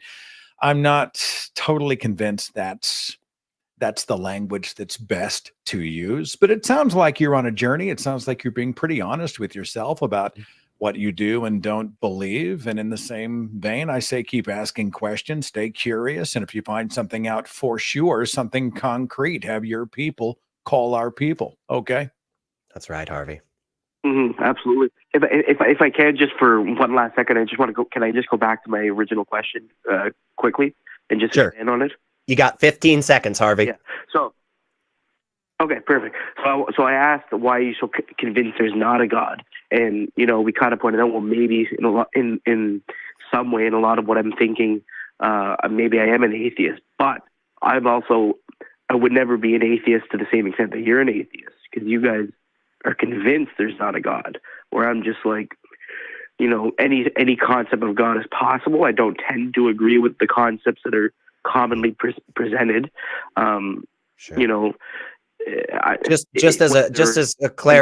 as clarifying here, Harvey, I don't say that all conceptions of God are not true, right? I don't take that stance. I take the stance that every conception I have ever come across fails in some way.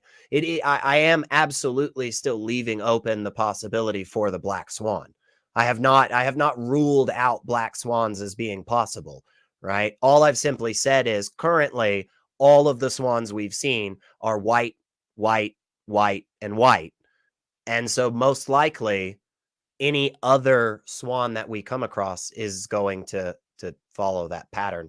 And that's just the same with the concepts of God. So yeah, sure, there could be a concept of God out there that I just haven't come across that is 100% logically valid, you know, and sound.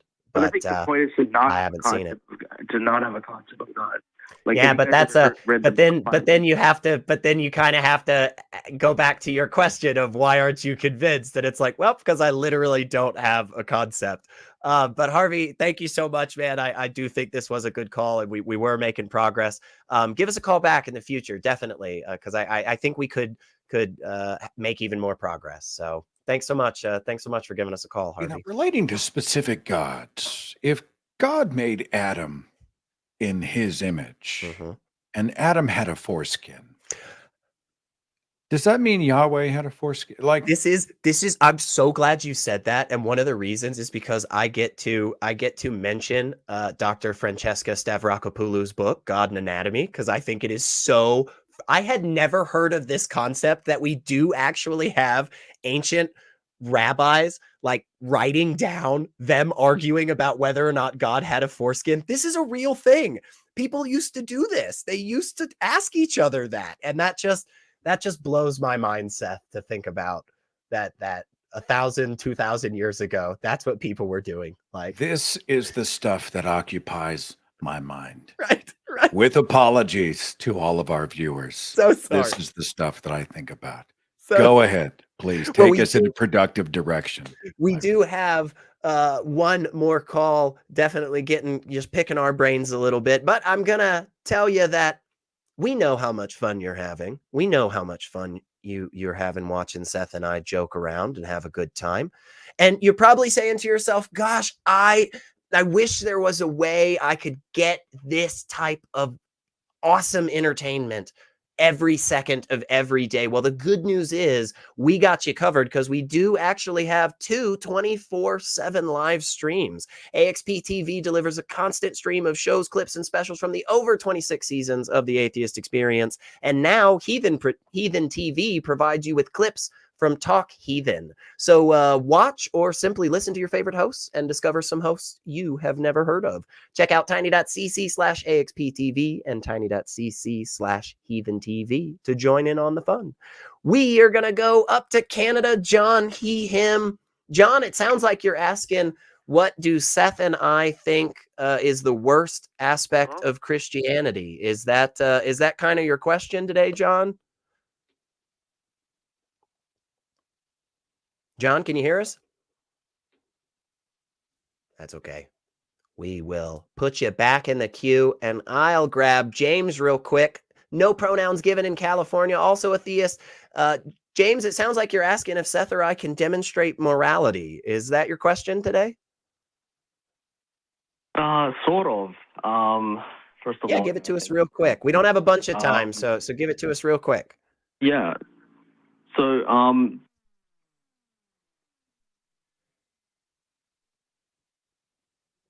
Oh, it sounds like we cut out there too. That's all right. We can probably address the questions. Yeah, I think we can do that too. What was the first one? The worst part of Christianity, or the worst part of our religion? Yeah, Seth, what do you think is the worst thing about Christianity? What would you say? Boy, it's hard to, there's so much to choose from. We always talk about the genocide of the Old Testament, or the subjugation of women as property, slaves, even sex slaves, the way they were stripped of their own identities and voices, the properties of men, etc. We think about hell theology, that's up there, eternal torture by fire. Depart from me, you who are cursed, into a lake of everlasting fire. I think the one thing I find in the moment that I think most offends me is that Christianity has been so successful as selling itself as a love relationship when it is at its core an abusive relationship. It is a domestic partnership that is abusive. If you look at the message that God gives to his children, his adopted children, what's the message? The message is, you are not worthy, right? You don't deserve me. You deserve punishment. If something on this earth happens to you that's bad, it is your own fault. You either did something wrong, you didn't have enough faith, you were weak, you disobeyed me. Whatever you do, don't ever leave me or else. Well, this is at its core the message that the Christian God, the Islamic God, other fundy gods, cult gods give to their followers. Toe the line. You don't deserve me in the first place, so every day's Christmas as far as you're concerned. Lucky you, you have me. And if you ever betray or leave me, I will fuck you up.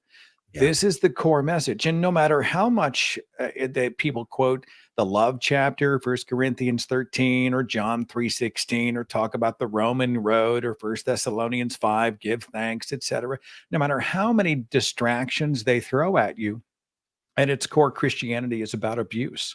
It's about control and abuse, devaluing you, your worth as an individual.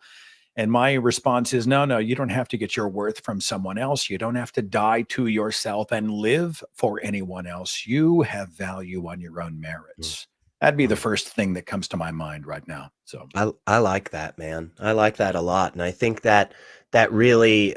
that's really in the same vein as what often comes to my mind, which is the fact that Christianity at best, and I think this is true for all religions, at best they don't have a methodology for understanding what is true or not true.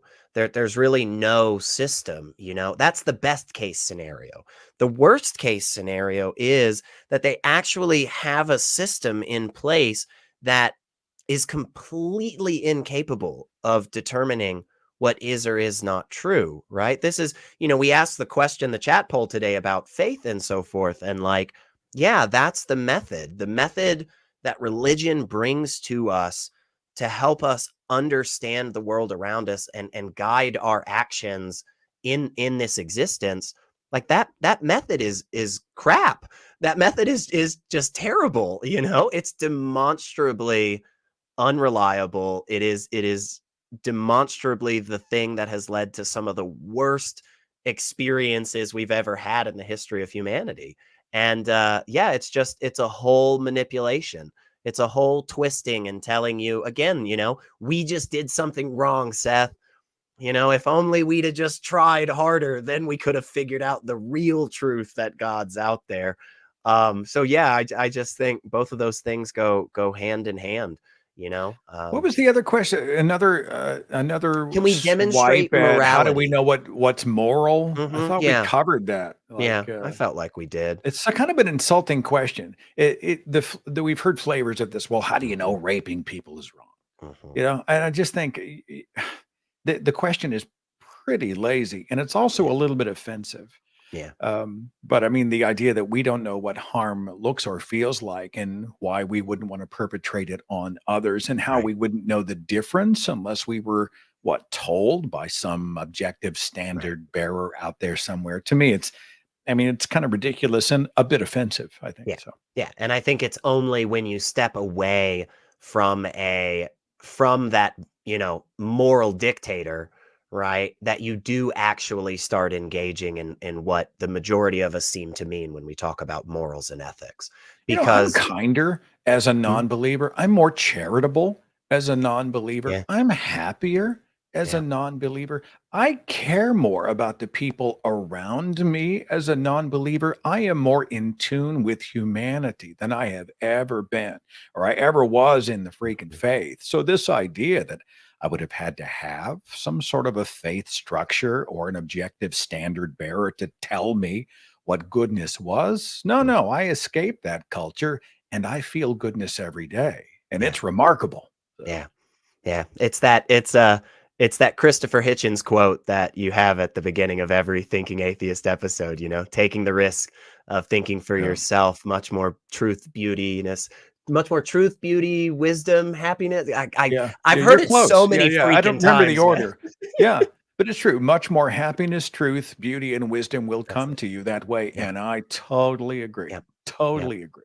Absolutely. Absolutely. Well, folks, this has been a wonderful show. I have had a great time, and I do apologize to those last couple of callers. Get your calls in sooner, and that way, if we do have any audio troubles on your end or ours, we can work those out and get to chatting with you again. But before we go, we do have a couple of very important things. A reminder that the prompt for this week in the Share Your Experience is wrong answers only. What would you give Jesus for his birthday? So I know Seth has given us some absolutely hilarious answers, and you guys are going to have to dig deep, but I believe in you. If I have faith in one thing, it is this audience to come up with great responses. So get them in the comment section below the video, and your comment may be read on next week's episode. And don't forget to tune in at the beginning of next week's episode to hear the top 3 answers. And of course, before we go, I have to say, thank you so much for hanging out with us today, Seth. You are always a pleasure to have around. You have been such an inspiration for so many people, and I'm sure there is at least one person out there who doesn't know how the heck to find all your great stuff. Where could they do that? How do they do that? You're very kind. It's funny. I'm coming to the point in my activism where everybody's looking remarkably younger than me. I almost feel like that, the elderly person in the tribe who's been asked to come in and bless the next generation before they send me off to walk in the weeds. I do find that occasionally, and I'm like, oh my God, what's happened to me? But it's and it's an honor to be invited. It's so good to be a part of a community and culture of people who I really think want to be good for goodness sake. And this certainly holds true during the December holiday as we give because it feels good to give. We love because we want to live in a loving world when we try to stand against the cruelty and the bigotry and the division and the craziness, the conspiracy, the insanity that's all around us. I know people wake up and feel despair. I feel it. But I take real encouragement knowing that there are people right here in this community that represent the goodness that we do want to see in the world. For anybody who is interested in my work, I host the website and podcast, The Thinking Atheist. I am not the thinking atheist. It is an idea. It is an icon representing the rejection of faith. But you can go to thethinkingatheist.com. You can also find that podcast by searching The Thinking Atheist on all major podcast apps. My personal website is sethandrews.com. And right now, I would just, if you wanted to give me a Christmas gift and you're looking for something fun to listen to, I have a second show, not religious, not political. It's just 5 to 10 minute vignettes of true stuff that might blow your mind. It's fashioned after the old Paul Harvey Rest of the Story radio shows. And they're fun and anybody can listen. You can play it for your kids. You can play it for your religious grandma. And it's just fun. So you can look for it, True Stories with Seth Andrews on all major podcast apps, or visit the website, truestoriespodcast.com. Give me a gift and subscribe for 2024. And thank you. And I will just have to say, folks, if you have never read one of Seth Andrews' books, you can close your eyes and pick any one of them because they will all be so captivating. Really? Do that if you have it. There are a lot of people out there in this community, Seth, that they're like, oh man, I want to read one of these books, but like I've just never got, like Andrew Seidel has great stuff. Dr. Josh Bowen has great stuff. And it's like, it can be kind of daunting for some people to get into it. I am honestly telling you guys, you will start with a Seth Andrews book, and next thing you know, your whole shelf will be full. You're very kind. So go do that. And maybe he'll come back and hang out with us again in the future. So I would be honored. And, in the new year kicks off, if you guys end up with a vacancy in the co-host chair, just buzz me. I'll be here. Absolutely. Absolutely, brother. Well, thank you so much, everyone, for being here and hanging out with us. Whether you're watching this live or you're watching it in the future, we do greatly appreciate you because just like Seth said, this is a community of people who want to do good just for goodness sake. And I truly believe that that is something that's going to keep us moving on the right path towards the future. So visit our website, atheist-community.org, for the latest on what's going on around here. And don't forget that you can always contact us at tv@atheist-community.org. So it has been absolutely a wonderful, wonderful time. And don't forget, folks, every 4:30 p.m. Central Time on Sunday, give us a call. So don't wait until 6 o'clock, that way we can actually chat. And I don't know, maybe somebody will eventually present us with some good evidence to believe in God. Until next time. What will it take for you to start opening your eyes, to start questioning the bullshit everyone around you buys? You think it's setting up your business, what goes on between my thighs? I wonder when we'll be rid of your lies.